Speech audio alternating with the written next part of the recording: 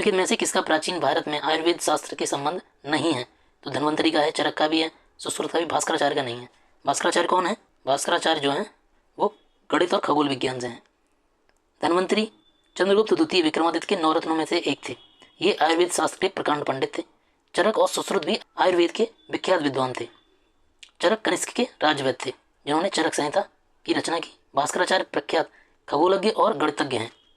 उन्होंने सिद्धांत शिरोमणि नामक ग्रंथ की रचना की। इस ग्रंथ में गणित और खगोलीय विज्ञान के संबंध में संबंधी विषयों पर प्रकाश डाला गया है। लीलावती के लेखक कौन है? तो है भास्कराचार्य। एक और भास्कराचार्य की कौन सी पुस्तक है? सिद्धांत शिरोमणि। लीलावती की रचना प्रसिद्ध गणितज्ञ खगोल शास्त्री भास्कराचार्य ने की।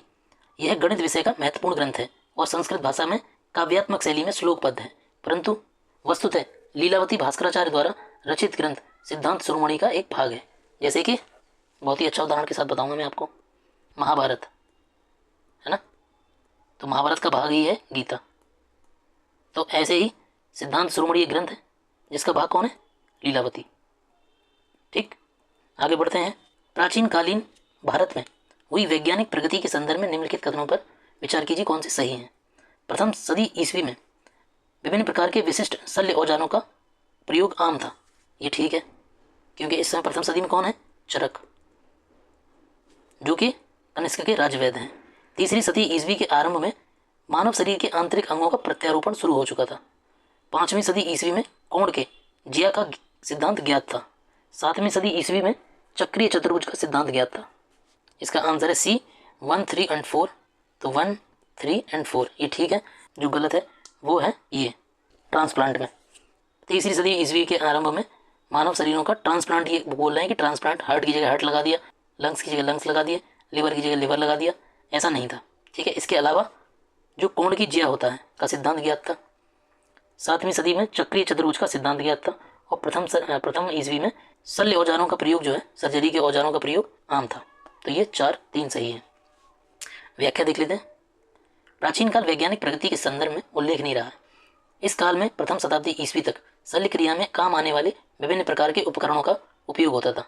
जहाँ तक मुझे ध्यान है इसके 3000 उपकरण थे, 3000 से ज़्यादा। किंतु उस काल में उसके बाद अंग प्रत्यारोपण संभव नहीं हो सका। गुप्त काल में गणितीय के क्षेत्र में उल्लेखनीय प्रगति हुई। 5वीं सदी तक भारत में त्रिकोणमिति में ज्या यानी कि साइन, कोज्या यानी कोसिन और उत्क्रम ज्या यानी इनवर्स साइन के सिद्धांत ज्ञात हो चुके थे। सूर्य सिद्धांत और आर्यभट्टियम में इनका उल्लेख है। 7वीं सदी ईस्वी में ब्रह्मगुप्त द्वारा चक्रीय चतुर्भुज के सिद्धांत का वर्णन मिलता है। और ब्रह्मगुप्त ने कौन सी पुस्तक लिखी है? तो चक्रीय चतुर्भुज के सिद्धांत का वर्णन किया है उन्होंने।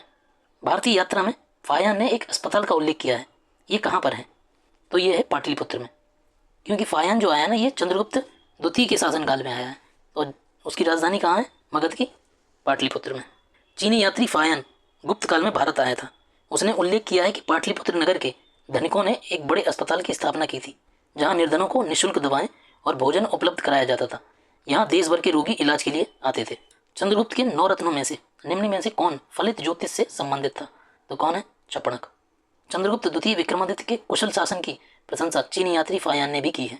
इनके 9 रत्नों की प्रसिद्धि सर्वकालिक रही। 9 रत्नों में सर्वोत्कृष्ट महाकवि कालिदास थे, जबकि चपणक रत्न फलित ज्योतिषी थे। कालिदास किसके शासनकाल में थे? तो चंद्रगुप्त विक्रमादित्य। इनमें से किसने पहली बार यह व्याख्या की थी कि पृथ्वी के अपनी धुरी पर घूमने के कारण प्रतिदिन सूर्योदय और सूर्यास्त होता है? तो इसका आंसर आर्यभट्ट। आर्यभट्ट गुप्त काल के प्रसिद्ध गणितज्ञ थे। इनकी प्रमुख कृति आर्यभट्टियम है। इन्होंने गणित के विविध नियमों का प्रतिपादन किया और सर्वप्रथम यह खोज की कि पृथ्वी अपनी धुरी के चारों ओर परिभ्रमण करती है। किस ताम्रपाषाण युगीन स्थल को वराहमिहिर की जन्मस्थली भी कहा जाता है? किसकी? कायथा। कायथा कौन सी जगह है? ये ताम्रपाषाण है। कायथा कहाँ पे है? उज्जैन में, मध्य प्रदेश। एक ताम्रपाषाण कालीन चालकोलिथिक स्थल है जो मध्य प्रदेश में स्थित है और इसे प्राचीन भारतीय गणितज्ञ, खगोल शास्त्री और ज्योतिषी वराहमिहिर का जन्म स्थान माना जाता है। कायथा का प्राचीन नाम कपित था। अधोलिखित में कौन गुप्तकालीन स्वर्ण मुद्रा है? तो कौन सी है? दीनार। गुप्त काल में स्वर्ण मुद्रा को दीनार कहा जाता था। चीनी यात्री फायान के अनुसार लोग दैनिक क्रय विक्रय में कौड़ियों का प्रयोग करते थे। गुप्त स्वर्ण मुद्रा को क्या कहा जाता था? अभी हमने पढ़ा, दीनार। गुप्तकालीन रजत मुद्राओं को क्या नाम दिया गया? दीनार, रूपक। और स्वर्ण मुद्राओं को क्या नाम दिया गया? दीनार। चांदी को रूपक। गुप्त शासकों के सिक्के उत्तर प्रदेश, बिहार, बंगाल, मध्य प्रदेश, राजस्थान और उड़ीसा में पाए गए हैं। सिक्कों का सबसे प्रसिद्ध प्राप्ति स्थल राजस्थान का बयाना, भरतपुर जिला है। इनके द्वारा जारी किए गए चांदी के सिक्के रूपक या रुपये कहलाते थे तथा स्वर्ण मुद्राओं को दीनार कहा जाता था। निम्नलिखित में से किस गुप्त शासक ने सर्वप्रथम सिक्के जारी किए? तो चंद्रगुप्त प्रथम ने। गुप्त शासकों में चंद्रगुप्त प्रथम द्वारा सर्वप्रथम सिक्के जारी किए गए। चंद्रगुप्त प्रथम के पूर्व के शासकों श्रीगुप्त और घटोत्कच द्वारा सिक्के जारी करने का कोई साक्ष्य उपलब्ध नहीं है। समुद्रगुप्त द्वारा कई प्रकार के सिक्के जारी किए गए थे, परंतु इसका काल समुद्रगुप्त प्रथम के बाद का ही है। समुद्रगुप्त को वीणा बजाते हुए सिक्कों पर दिखाया गया है। गुप्त काल में लिखित संस्कृत नाटकों में स्त्री और शूद्र क्या बोलते थे? तो प्राकृत बोलते थे, और पढ़े लिखे लोग संस्कृत बोलते थे, राजसी लोग। गुप्त काल में लिखित संस्कृत नाटकों में स्त्री और शूद्र प्राकृत बोलते थे, जबकि उच्च वर्ण के लोग संस्कृत बोलते थे। सती प्रथा का प्रथम अभिलेखीय साक्ष्य कहाँ से प्राप्त हुआ है? ऐरण से। किसी मंत्री की पत्नी जो है वो अपने पति के साथ जल गई थी। सती प्रथा का प्रथम अभिलेखीय साक्ष्य ऐरण से प्राप्त हुआ है। यह अभिलेख 510 ईस्वी का है, जिसमें भानुगुप्त के मंत्री गोपराज की पत्नी के सती होने का उल्लेख है। गुप्त संवत की स्थापना किसने की? चंद्रगुप्त प्रथम ने। कब की? 319, यानी राजगद्दी पे बैठते ही। मैचिंग करवाना है। ये सम्राट हैं और इनके विरुद्ध हैं, यानी कि उपाधियां हैं। ठीक है, तो अशोक की उपाधि सब जानते हैं, प्रियदर्शिनी। समुद्रगुप्त की है पराक्रमांक। चंद्रगुप्त द्वितीय ने विक्रमादित्य, स्कंदगुप्त ने क्रमादित्य। ठीक है। नगरों का क्रमिक पतन किस काल की एक महत्वपूर्ण विशेषता थी? तो ये गुप्त काल की। गुप्त काल में नगर क्रमिक पतन की ओर अग्रसर हुए। गंगा घाटी में जो शहर पहले अत्यंत समृद्ध अवस्था में थे, उनमें से अधिकांश को गुप्त काल विशेषते बाद के चरणों में या तो त्याग दिया गया या वहां के आवासन में पर्याप्त विघटन हो गया। पाटलिपुत्र जैसा प्रमुख नगर वेनसांग के आगमन तक अपनी प्रतिष्ठा खो चुका था।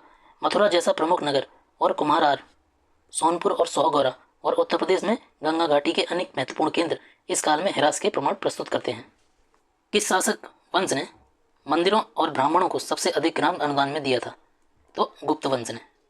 और किसने नहीं दिया था धार्मिक आधार पर? मौर्यों ने। हमने पढ़ा भी था पहले। गुप्त वंश के शासकों ने मंदिरों और ब्राह्मणों को सबसे अधिक ग्राम अनुदान में दिए। गुप्त लेखों में जिन भूमिदानों का उल्लेख किया गया है उससे यह स्पष्ट है कि भूमिदान के साथ साथ गांव की भूमि से उत्पन्न होने वाली आय भी ग्रहीता को सौंप दी जाती थी।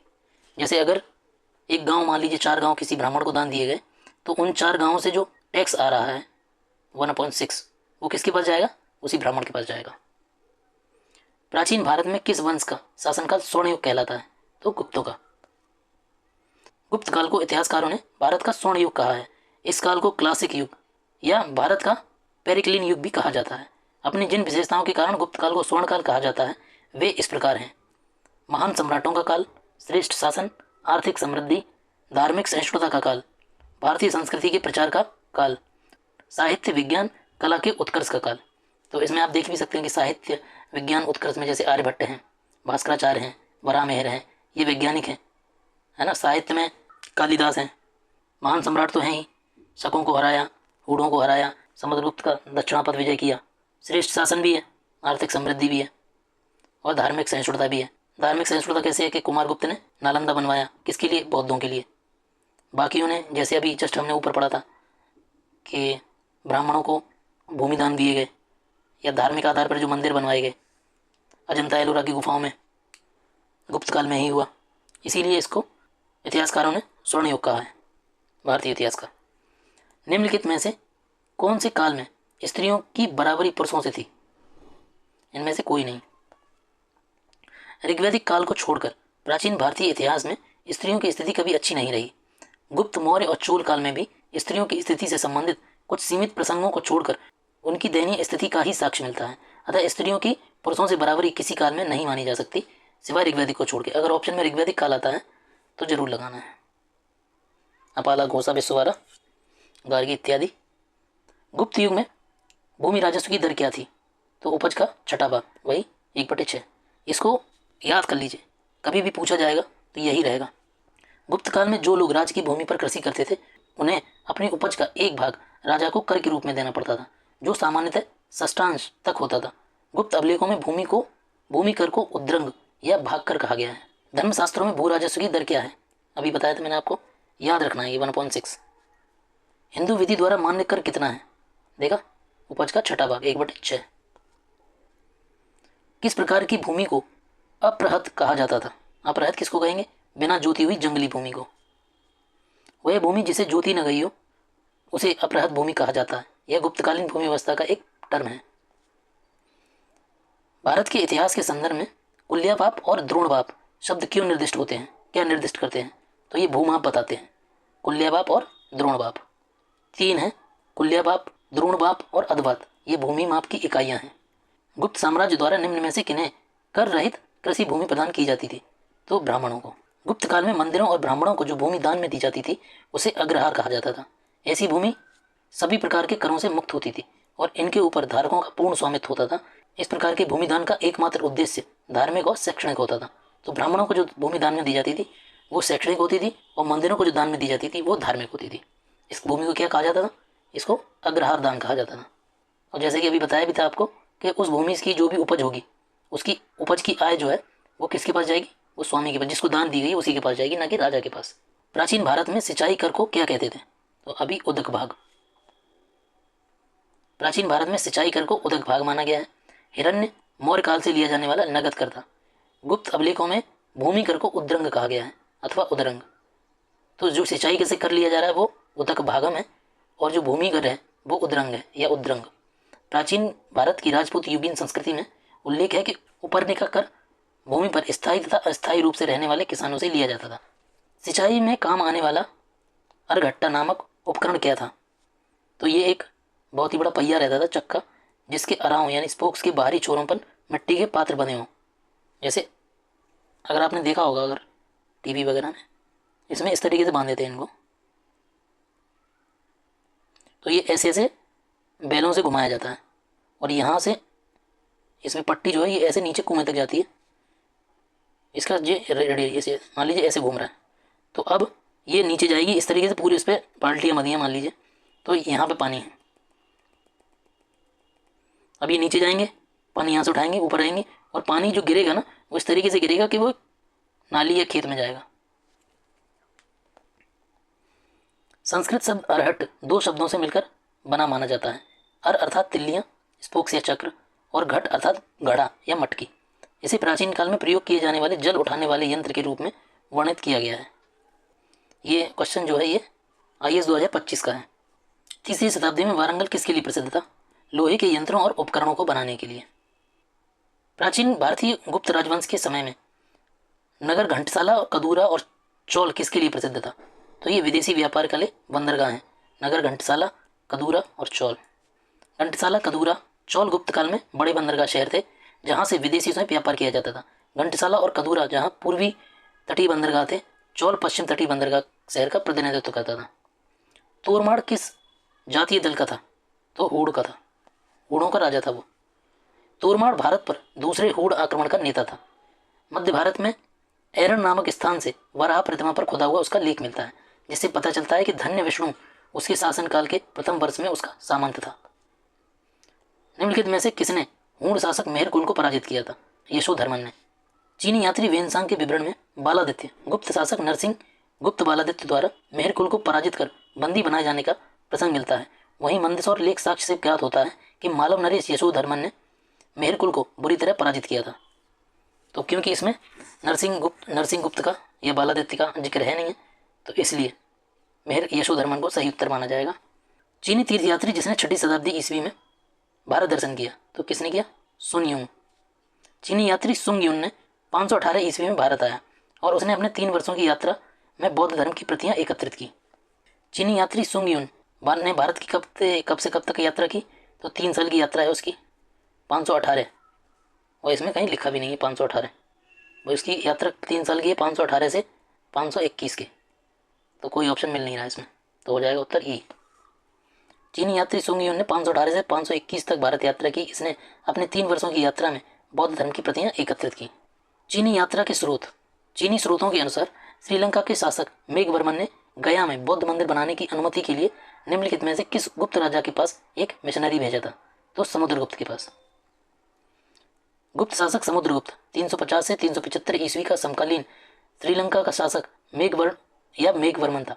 चीनी स्रोतों से पता चलता है कि मेघवर्मन ने समुद्रगुप्त के पास उपहारों सहित एक दूत मंडल भेजा था।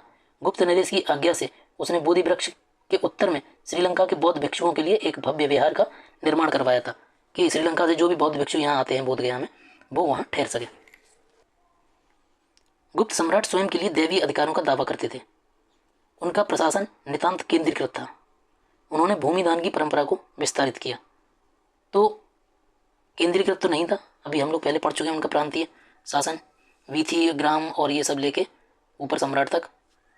तो इसको तो गलत हो जाए कर देंगे। दैवीय अधिकारों का दावा करते थे, ये ठीक है।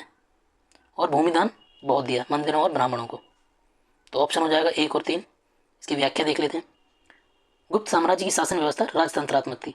मौर्य काल की तुलना में गुप्तकालीन राज सत्ता को प्रशस्तियों के माध्यम से अधिक देवतुल्य रूप में प्रस्तुत किया गया। गुप्त शासकों ने भूमिदान की परंपरा को विस्तारित किया। गुप्त प्रशासन पूर्णतः केंद्रीकृत न होकर बहुस्तरीय और अपेक्षाकृत विकेंद्रित था। गुप्त राजा अनेक छोटे राजाओं का राजा होता था।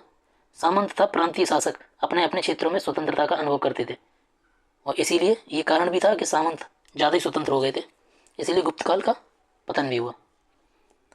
गुप्त काल के दौरान भारत में बालाश्रम के संदर्भ में निम्नलिखित में कौन सा कथन सही है? इसे राज्य के लिए आय का एक स्रोत या जनता द्वारा दिया जाने वाला एक प्रकार का कर माना जाता था। ठीक है, यही आंसर है।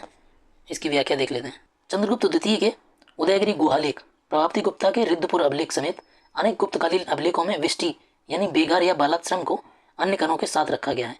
यद्यपि बेगार प्रथा का प्रमाण मौर्य युगीन से मिलता है, मौर्य युग से ही मिलता है, किंतु गुप्त काल में वह विभिन्न अवसरों पर राजा द्वारा प्राप्त किए जाने वाले कर का एक नया रूप बन गया था। इसके तहत मजदूरों, शिल्पियों एवं कृषकों को अनिवार्य रूप से राजा या राज्य के लिए श्रम करना होता था, जिसके बदले उन्हें कोई भुगतान नहीं दिया जाता था। यह प्रथा मध्य प्रदेश और काठियावाड़ में सबसे ज़्यादा प्रचलित थी। बेगार की यह प्रथा पीढ़ी दर पीढ़ी चलती रहती थी, किंतु इसमें ज्येष्ठ उत्तराधिकार जैसा नियम नहीं था। यह सभी श्रमिकों पर लागू होती थी। कहा जाता है कि शतरंज का खेल उद्भूत कहाँ हुआ था? तो भारत में। सभी जानते हैं, महाभारत में इसे चतुरंग कहा गया है।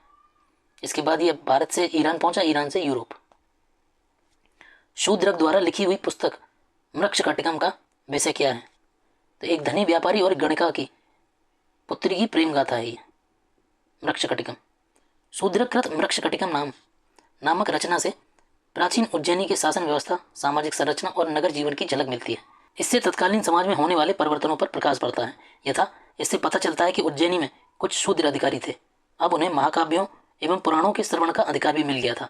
वस्तुतः इस ग्रंथ में चारुदत्त नामक ब्राह्मण व्यापारी और एक गणिका की पुत्री वसंत सेना की प्रेम गाथा को शब्दों का रूप दिया गया है। प्राचीन सांख्य दर्शन में किसका महत्वपूर्ण योगदान है? तो कपिल मुनि का। सांख्य दर्शन एक प्रमुख भारतीय दर्शन पद्धतियों में से एक है। महर्षि कपिल को सांख्य दर्शन का प्रतिष्ठापक आचार्य माना जाता है। कहा जाता है कि उन्होंने सांख्य सूत्र नामक ग्रंथ की रचना की। कपिल मुनि द्वारा प्रतिपादित दार्शनिक प्रणाली कौन सी है? तो है सांख्य दर्शन। अभी हमने पढ़ा था। सांख्य किसने लिखा है? कपिल ने। गौतम ने न्याय लिखा है, जैमिनी ने मीमांसा लिखा है, पतंजलि ने योग दर्शन लिखा है। भारत में दार्शनिक विचार के इतिहास के संबंध में सांख्य संप्रदाय से संबंधित निम्नलिखित कथनों पर विचार कीजिए। सांख्य पुनर्जन्म और आत्मा के आवागमन के सिद्धांत को स्वीकार करता है, ये गलत हो जाएगा। सांख्य की मान्यता है कि आत्मज्ञान ही मोक्ष की ओर ले जाता है, न कि कोई बाह्य प्रभाव और कारक। ये भी ठीक है, ये गलत है, ये एक ठीक है। तो केवल 2 ठीक है, सेम ही है। आगे बढ़ते हैं। कपिल सांख्य पद्धति के सबसे पुराने प्रणेता हैं, ठीक है। कपिल यह बताते हैं कि किसी व्यक्ति का जीवन प्रकृति की शक्तियों द्वारा गढ़ा जाता है, किसी दैवी शक्ति द्वारा नहीं। ये भी ठीक है, ये दोनों ही ठीक है, उत्तर में भी ठीक है, सेम है। इसको पढ़ लेते हैं एक बार। महर्षि कपिल सांख्य दर्शन के सबसे पुराने प्रणेता हैं। सांख्य दर्शन के अनुसार जीवन प्रकृति की शक्तियों द्वारा निर्मित और संचालित होता है। यह दर्शन युक्त चिंतन और तर्क में विश्वास करता था। सत्कार्यवाद किस दर्शन का मुख्य आधार है? तो ये सांख्य दर्शन का है। व्याख्या देखते हैं। कार्य कारण के संबंध में सांख्य दर्शन का सिद्धांत सत्कार्यवाद कहलाता है। सांख्य दर्शन के अनुसार कार्य और कारण में अविच्छिन्न संबंध है, अर्थात कारण के रहने पर ही कार्य होगा और कारण के न होने पर कार्य का भी अभाव हो जाएगा। इस प्रकार कार्य और कारण का संबंध अविनाभाव कहलाता है, अर्थात एक के न होने पर दूसरे का भी भाव नहीं हो सकता। एक की सत्ता होने पर दूसरे की सत्ता अवश्य होगी, जैसे मिट्टी के नहीं रहने पर घड़े की उत्पत्ति नहीं हो सकती। योग दर्शन का प्रतिपादक कौन है? पतंजलि। महर्षि पतंजलि को योग दर्शन का प्रतिष्ठापक आचार्य माना जाता है। यद्यपि भारतीय परंपरा में योग साधना का इतिहास अत्यंत प्राचीन है। उपनिषद, महाभारत, भगवद गीता, जैन, बौद्ध मतों में योग संबंधी क्रियाओं का विवेचन प्राप्त होता है। तथापि महर्षि पतंजलि ने योग सूत्र के रूप में सर्वाधिक सूत्रबद्ध दार्शनिक प्रतिपादन किया, इसलिए इन्हें योग दर्शन का प्रणेता कहा जाता है। योग के आविष्कारक कौन है? तो पतंजलि। निम्नलिखित में से कौन सा एक अष्टांग योग का अंश नहीं है? तो इसका आंसर है ये, क्योंकि इसका क्रम जो है ना वो मैं बता देता हूँ आपको। यम, नियम, आसन, प्राणायाम, प्रत्याहार, धारणा, ध्यान, समाधि। तो 8 है, 1 2 3 4 5 6 7 8। तो हो जाएगा 8 का हो गया अष्टांग। महर्षि पतंजलि ने योग को चित्त की वृत्तियों के निरोध, योगश्चित्त वृत्ति निरोध के रूप में परिभाषित किया है। लगभग 200 ईसा पूर्व में महर्षि पतंजलि ने योग को लिखित रूप में संग्रहित किया और योग सूत्र की रचना की। योग सूत्र की रचना के कारण पतंजलि को योग का जनक कहा जाता है। उन्होंने योग के 8 अंग यानी कि यम, नियम, आसन, प्राणायाम, प्रत्याहार, धारणा, ध्यान और समाधि का वर्णन किया है। यही अष्टांग योग है। अतः स्पष्ट है कि अनुस्मृति अष्टांग योग का अंश नहीं है। अष्टांग योग के अंतर्गत किसे अंतरंग साधना कहा जाता है? तो कहा जाता है धारणा को। पतंजलि के योग सूत्र में प्रस्तुत अष्टांग योग के अंग 8 हैं। इन 8 अंगों को 2 श्रेणियों में बांटा गया है। पहले 3 जो हैं यम, नियम और आसन को बहिरंग साधना या बाह्य अभ्यास कहा जाता है, और इसमें अंतिम के 3 अंगों धारणा, ध्यान, समाधि को अंतरंग साधना या आंतरिक अभ्यास कहा जाता है। बाकी के बचे 2 अंग प्राणायाम और प्रत्याहार, इन दोनों को बहिरंग साधना और आंतरिक साधना के मध्य सेतु कार्य करते हैं, जो बाह्य से आंतरिक साधना की ओर ले जाते हैं।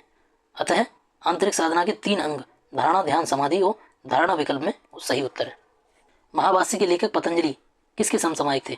तो ये हो जाएंगे पुष्यमित्र शुंग के, क्योंकि ये इसके राजपुरोहित भी थे। महाभाष्य के लेखक पतंजलि शुंग वंश के संस्थापक पुष्यमित्र शुंग के समकालीन थे, और इन्होंने ही पुष्यमित्र शुंग को अश्वमेध यज्ञ करवाया था और बहुत सारे यज्ञों का वर्णन भी किया है। तो ये जो महाभाष्य लिखा है इन्होंने, ये पाणिनि की पुस्तक अष्टाध्यायी पे लिखा है। अष्टाध्यायी क्या है? ये संस्कृत का व्याकरण है, ठीक है। उसके पहले संस्कृत का व्याकरण था नहीं, तो संस्कृत लिखी कैसे जाती थी फिर? तो संस्कृत लिखी जाती थी ब्राह्मी लिपि में, ठीक है। और ब्राह्मी लिपि में ही लिखा गया है सर्वप्रथम कौन? ऋग्वेद। ऋग्वेद संस्कृत में है, लेकिन उसकी लिपि ब्राह्मी है और भाषा संस्कृत है। तो ये लिखी कैसे जाता है? ये दूसरी की एक संस्कृत जैसे देवनागरी लिपि में है, तो लेकिन ब्राह्मी लिपि में हम कैसे लिख सकते हैं? कैसे लिख सकते हैं? जैसे मैं बताता हूँ आपको। जैसे हमको लिखना है योग, ये किस लिपि में है? ये रोमन लिपि में है। और ये किस भाषा का शब्द है? ये संस्कृत का शब्द है। तो अब समझ में आया कैसे लिखते हैं, और इसको हम पढ़ेंगे भी होगा। तो ऐसे ही ऋग्वेद लिखा गया है संस्कृत भाषा में ब्राह्मी लिपि में। नव न्याय संप्रदाय स्कूल के संस्थापक कौन थे? तो इसमें 2 आंसर दिए हैं, गंगेश और उदयन। तो इसकी व्याख्या देख लेते हैं। मिथिला के प्रसिद्ध तर्कवादी उदयन या उदयनाचार्य न्याय दर्शन के प्रख्यात विद्वान थे। उनकी रचना कुसुमांजलि को नव्य न्याय दर्शन का मूल स्रोत भी माना जाता है। कई विचारक उदयन को नव्य न्याय दर्शन संप्रदाय का वास्तविक संस्थापक मानते हैं, जबकि कुछ विचारक गंगेश, जिन्होंने नव्य न्याय दर्शन को संग्रहित किया था, उसका संस्थापक मानते हैं। जब तक जीवित रहो सुख से जीवित रहो, चाहे इसके लिए ऋण ही लेना पड़े, क्योंकि शरीर के भस्मीभूत हो जाने पर पुनरागमन नहीं हो सकता। पुनर्जन्म का निषेध करने वाली यह युक्ति किसकी है? तो ये चार्वाकों की है। समझ में ही आ गया होगा। भारतीय दर्शन में चार्वाक दर्शन जड़वादी या भौतिकतावादी विचारधारा का पोषक है। इस दर्शन का आदर्श है कि जब तक जीवित रहें सुख से जीवित रहें, उधार लेकर घी पियो, क्योंकि देह की भस्म होने जाने के बाद पुनर्जन्म नहीं होता। यावत् जीवेत सुखम जीवेत ऋणम कृत्वा कृतम पीवेत भस्मीभूतस्य देहस्य पुनरागमनम कुतः। किसने कहा कि चेतना शरीर ही आत्मा है? चार्वाक ने। उन्होंने कहा भी जिंदा है ना, ये जो हमारी चेतना है यही आत्मा है। जैसे ही शरीर खत्म, चेतना भी खत्म। चार्वाक दर्शन चैतन्य का आधार भौतिक शरीर को मानता है। चार्वाक ने आत्मा और शरीर को एक दूसरे का पर्याय माना है। चार्वाक ने चेतना से विशिष्ट शरीर को ही आत्मा माना है। दूसरे शब्दों में आत्मा शरीर से पृथक नहीं है। शरीर की तरह आत्मा भी विनाशी है, क्योंकि आत्मा वस्तुतः शरीर ही है। चार्वाक के इस मत को देहात्मवाद कहा गया है। केवल प्रत्यक्ष प्रमाण को कौन स्वीकार करता है? चार्वाक। भारतीय दर्शन में विभिन्न संप्रदायों में प्रमाणों की संख्या के विषय में पर्याप्त मतभेद हैं। बौद्ध और वैशेषिक संप्रदाय प्रत्यक्ष और अनुमान केवल 2 प्रमाण को स्वीकार करते हैं। जैन, सांख्य, योग और विशिष्ट द्वैतवाद दर्शन इन दोनों के साथ शब्द प्रमाण को भी जोड़ देते हैं, यानी कि प्रत्यक्ष, अनुमान और प्रमाण। न्याय दर्शन प्रत्यक्ष, अनुमान, शब्द और उपमान 4 प्रमाणों को स्वीकार करता है। प्रभाकर मीमांसा में इन चारों प्रमाणों के साथ अर्थापत्ति को भी जोड़ दिया जाता है। भट्ट मीमांसा और अद्वैत वेदांत में इन प्रमाणों के साथ अनुपलब्धि को भी प्रमाण मान लिया जाता है। इन सब के विपरीत चार्वाक दर्शन केवल प्रत्यक्ष को ही प्रमाण मानता है और अन्य प्रमाणों को निषेध करता है। अधोलिखित में से कौन एक चारवाक के अनुसार सर्वोच्च मूल्य है? तो है काम। चारवाक दर्शन में भारतीय परंपरा में स्वीकृत चारों पुरुषार्थों में काम को परम पुरुषार्थ माना है। इसके अनुसार जो कर्म काम की पूर्ति करे और मनुष्य को सुख प्रदान करे वही उचित है। चारवाक के अनुसार अर्थ सुख प्राप्ति का साधन है। उल्लेखनीय है कि चारवाक दर्शन में सुख से तात्पर्य इंद्रिय सुख से है। चारवाक दार्शनिक प्रणाली क्या कहलाती है? तो लोकायत प्रणाली भी कहलाती है वो। चारवाक दर्शन एक भौतिकवादी दर्शन है जिसे लोकायत के नाम से भी जाना जाता है। इस दर्शन के प्रणेता चारवाक है। यह नास्तिक विचारधारा पर आधारित दर्शन है। यह दर्शन मात्र प्रत्यक्ष प्रमाण को स्वीकार करता है। न्याय दर्शन को प्रचारित किया गया था गौतम द्वारा। न्याय दर्शन का प्रवर्तन गौतम ने किया, जिसे अक्षपात भी कहा जाता है। न्याय का शाब्दिक अर्थ तर्क विधि न्याय या नियम पद्धति होता है। न्याय दर्शन में 16 पदार्थों या तत्वों का अस्तित्व स्वीकार किया गया है। न्याय दर्शन का मूल ग्रंथ गौतमकृत न्याय सूत्र है। न्याय दर्शन के संस्थापक कौन है? गौतम ऋषि। न्याय दर्शन का प्रवर्तक कौन है? गौतम ऋषि। न्याय के प्रवर्तक कौन है? गौतम ऋषि। ये देख लीजिए सारे। न्याय दर्शन गौतम ऋषि, सांख्य दर्शन कपिल, वैशेषिक कणाद, पूर्व मीमांसा जैमिनी। मीमांसा के प्रणेता कौन है? जैमिनी। न्याय दर्शन में ज्ञान का पर्याय क्या है? तो है बुद्धि और उपलब्धि दोनों। न्याय दर्शन में ज्ञान को बुद्धि और उपलब्धि का पर्याय माना गया है। ज्ञान का प्रयोग दो अर्थों में किया जाता है, संकुचित अर्थ और व्यापक अर्थ। संकुचित अर्थ में यह यथार्थ ज्ञान का सूचक है, जबकि व्यापक अर्थ में यह यथार्थ ज्ञान का सूचक है। ध्यातव्य है कि भारतीय दर्शन में ज्ञान के साधन को प्रमाण कहा जाता है। ये दर्शन है और मोक्ष प्राप्त करने के तरीके इन्होंने जो बताए हैं वो हम देख लेते हैं। न्याय दर्शन बताता है तार्किक चिंतन, मीमांसा वैदिक अनुष्ठान, सांख्य दर्शन वास्तविक ज्ञान का अभिग्रहण और वेदांत दर्शन आत्मज्ञान। इनकी षड दर्शन है, भारतीय षड दर्शन है ये, और इनके प्रवर्तक देख लेते हैं। पहला है न्याय दर्शन गौतम ऋषि, पूर्व मीमांसा जैमिनी, सांख्य दर्शन कपिल मुनि, उत्तर मीमांसा बादरायण ऋषि, वैशेषिक दर्शन उलूक या कणाद ऋषि, और योग दर्शन पतंजलि। तो ये 6 है। इन्हीं को कहते हैं षट दर्शन, यानी कि 6 दर्शन।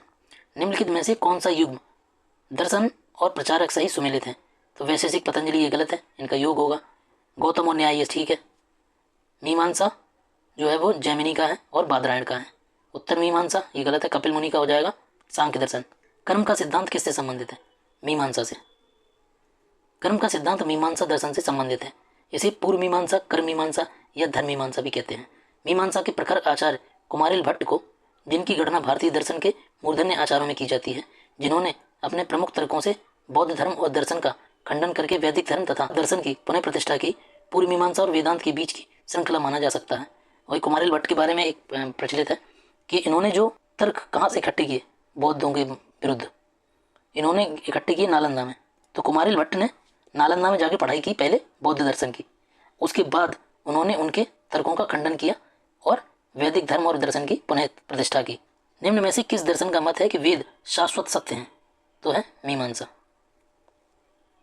मीमांसा दर्शन वेद को शाश्वत सत्य मानता है। पूर्व मीमांसा दर्शन में वेद के कर्मकांड भाग पर विचार किया गया है और उत्तर मीमांसा में वेद के ज्ञान कांड पर विचार किया गया है। अपूर्व का सिद्धांत संबंधित है किससे? मीमांसा से। अपूर्व का सिद्धांत मीमांसा दर्शन से संबंधित है। मीमांसा दर्शन में एक अदृश्य शक्ति की कल्पना की गई है जो कर्म तथा उसके परिणाम के बीच एक अलौकिक कड़ी है, वह इसे अपूर्व कहता है।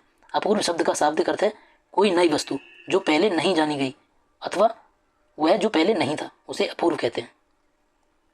निम्न में से किस भारतीय दर्शन ने परमाणु सिद्धांत का प्रतिपादन किया है? तो किया है वैशेषिक ने। वैशेषिक दर्शन के अनुसार सृष्टि का निर्माण अणु से हुआ है। महर्षि कणाद इस दर्शन के प्रवर्तक हैं। वही बिग बैंग थ्योरी वाला पॉइंट है ये कि जैसे सब कुछ पहले एक बॉल की तरह था और फिर बिखर गया चारों तरफ, तो हो गया बिग बैंग। उसी के समान है, मैंने पढ़ा नहीं है क्योंकि ये बता रहे हैं ना अणु से हुआ है ब्रह्मांड का निर्माण सृष्टि का, तो उस हिसाब से है। निम्न में से किसे भारतीय परमाणुवाद का जनक कहा जाता है? तो अभी हमने पढ़ा ऋषि कणाद को। भारतीय परमाणुवाद का जनक ऋषि कणाद को माना जाता है। इनके द्वारा प्रतिपादित दर्शन वैशेषिक दर्शन कहलाता है। महर्षि कणाद द्वारा वैशेषिक सूत्र नामक ग्रंथ की रचना की गई। पदार्थ धर्म संग्रह के लेखक प्रशस्तपाद इस दर्शन से संबंधित अन्य प्रमुख दार्शनिक हैं। निम्नलिखित युग्मों में से कौन सा एक भारतीय षड दर्शन का भाग नहीं है? तो कौन नहीं है? लोकायत। लोकायत किसको कहते हैं? चारवाक को। तो कौन कौन से हैं दर्शन? मीमांसा षड दर्शन में मीमांसा और वेदांत, न्याय और वैशेषिक, सांख्य और योग। मीमांसा और वेदांत, न्याय और वैशेषिक, सांख्य और योग भारतीय छठ दर्शन के भाग हैं। वेदों की मान्यता देने के कारण ही सांख्य, योग, न्याय, वैशेषिक, पूर्व मीमांसा और वेदांत छठ दर्शन आस्तिक दर्शन कहे जाते हैं। इनके प्रणेता क्रम से कपिल, कपिल किसके हैं? सांख्य के। योग किसके हैं? योग के हैं पतंजलि। न्याय के हैं गौतम। वैशेषिक के हैं कणाद। पूर्व मीमांसा के हैं जैमिनी। और वेदांत यानी उत्तर मीमांसा के हैं बादरायण। जबकि चारवाक दर्शन को ही लोकायत दर्शन भी कहा जाता है तथा कापालिक शैव धर्म का एक संप्रदाय है।